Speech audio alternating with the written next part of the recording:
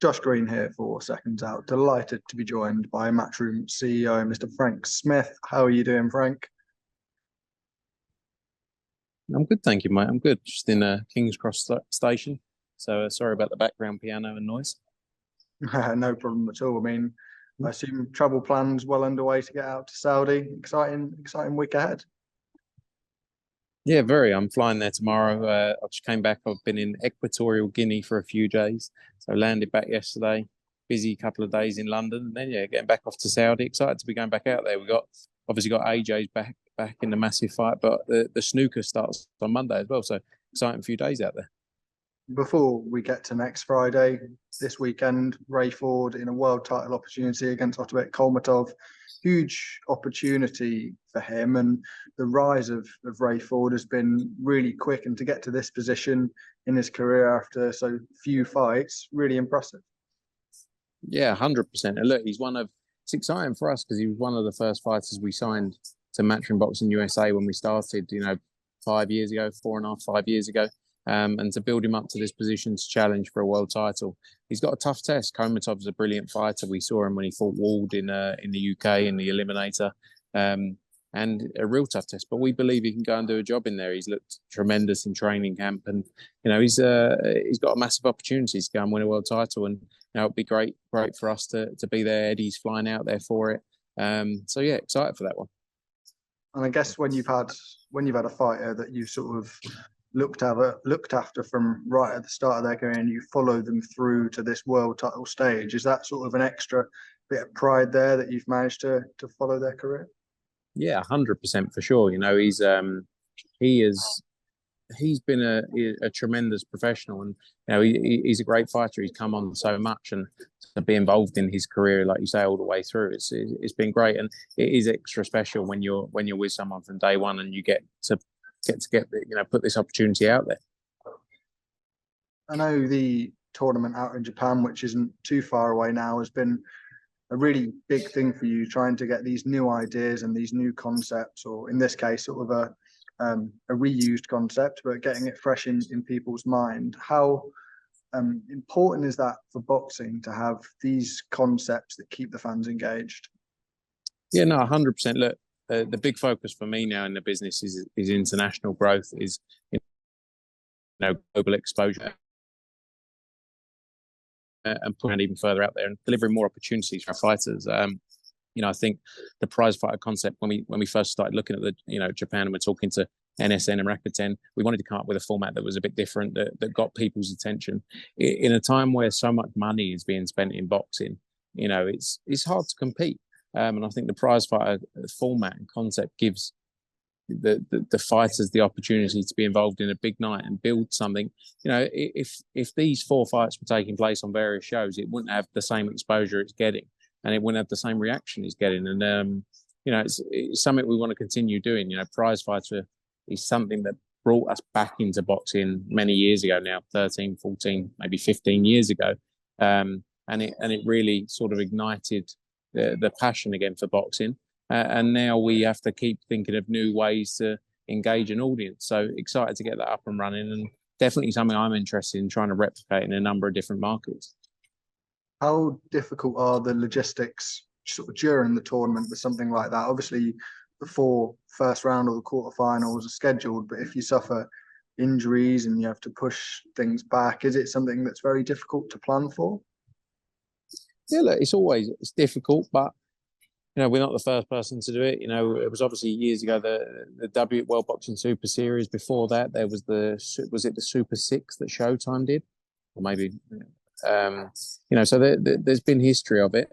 And yeah, look, unfortunately with tournament boxing, you do face injuries, you face problems, but as long as there's plans in place to replace people, then it'll go on. So but it's one of those things, and it's part of the sport we're in, and it's the reason we love the sport.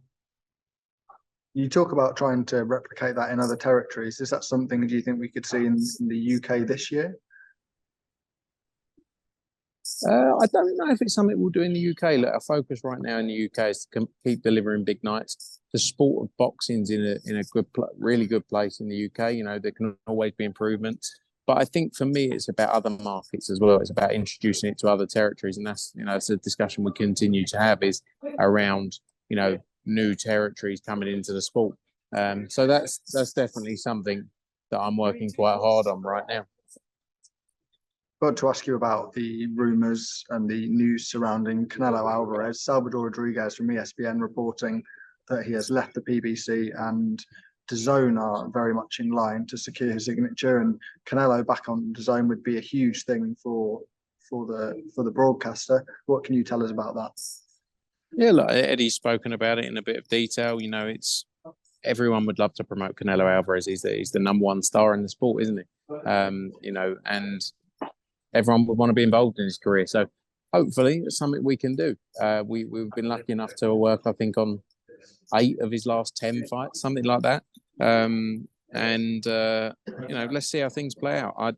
Me, I'm the quiet one in the corner. I don't say too much, but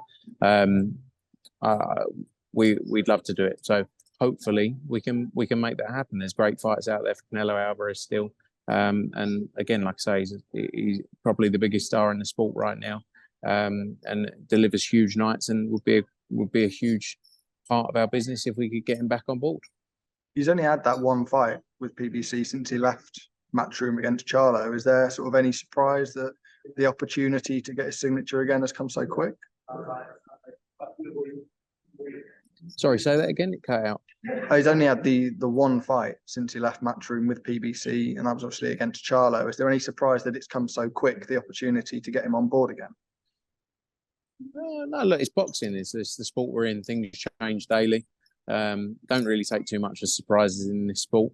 He wants to do the best for his career and deliver the best possible opportunities for his career. He's shown that, when he went and fought, we'd had a number of fights with him. He fought Caleb Plant, become undisputed, and came back.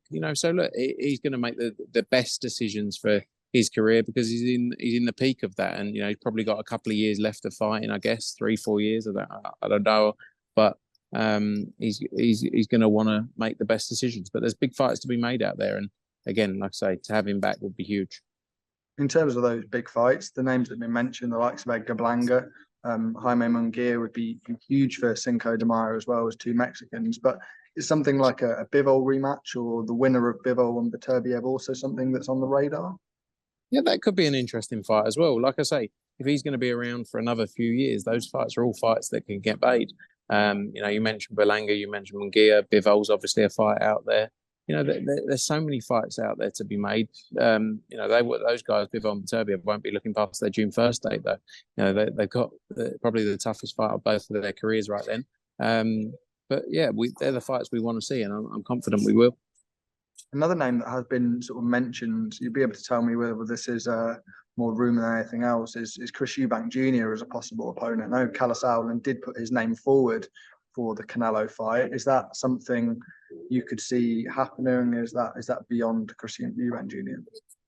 Look, I don't see that being a fight next. I think if Chris Eubank Jr. could get a win against a big name or in a big fight, then that's definitely a fight that can take place. I just think he needs something more before that fight, in all honesty, to be able to make it attractive. I think it's a huge fight. I think Canelo Alvarez against Chris Eubank Jr. is a huge fight, but it needs the right sort of plan before it to build Eubank into that position. Obviously, don't represent him, but that's my personal opinion.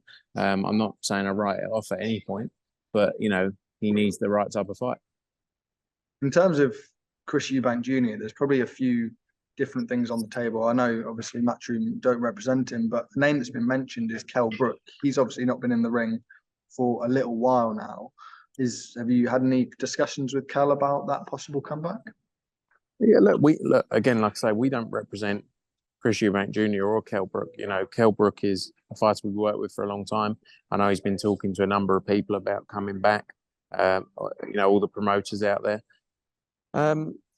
Look, I sound like a broken record. I've spent so much time on Chris Eubank Jr. against Conor Benn. That's the fight I want to make.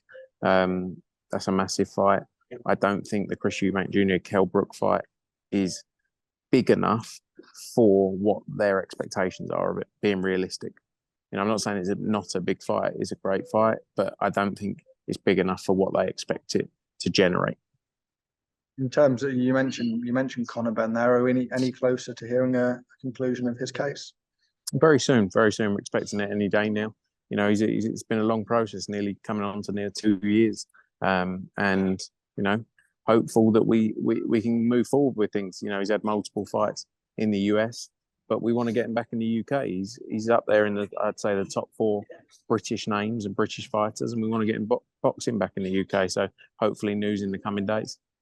In your mind, would that reignite the Conor Benn versus Eubank fight or not? Look, I like I say, I've done so much talking about it, both externally, internally. I would love to see it. There's not a fight bigger than it for either of the guys. It's the fight that makes the most sense. So if sense prevails on all sides, you know, we can make that fight happen. But you know, we need a big fight like that in the UK. We've seen what Taylor Castrol's done, sold out, you know, in just a day. If we can get a fight like Eubank Benn over the line, that's a fight that sells out a stadium in a matter of hours, and the kind of fight we need to make happen. So I will do everything I can, but I'm not going to talk about it too much. Moving on to the heavyweight talk. Obviously, you're going out for AJ, which is in a week's time now. This time, Friday, we'll be preparing for Anthony Joshua against Francis Ngannou. How much of a challenge do you see this as for AJ? Look, I think anyone who's the size and, you know, build of Francis Ngannou, any heavyweight fight against people who have been in there, tough guys, is a tough fight. That's why we love heavyweight boxing. It's dangerous. It's a dangerous game. Any of them can stop each other. We saw what Francis Ngannou did against Tyson Fury, who many believe is the #1 heavyweight right now in the sport of boxing. So, you know, it's a dangerous fight. But I think Anthony Joshua is on the run of his career. He's the best he's looked. I think the momentum has been key for him. I think he's going to keep improving. I think you're going to see an amazing performance next Friday. But it's going to be a real fight. And you have to commend him for taking it.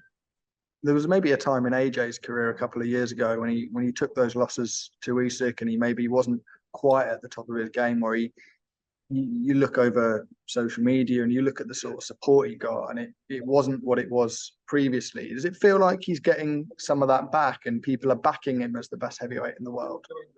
Yeah, I think so, but I think it's all led by performances. And he's in a great place. His confidence is in a great place, and you know, 4 fights in just 11 months has been key for that. You know, there were too many periods while he was world champion due to mandatories, etc. He wasn't active enough.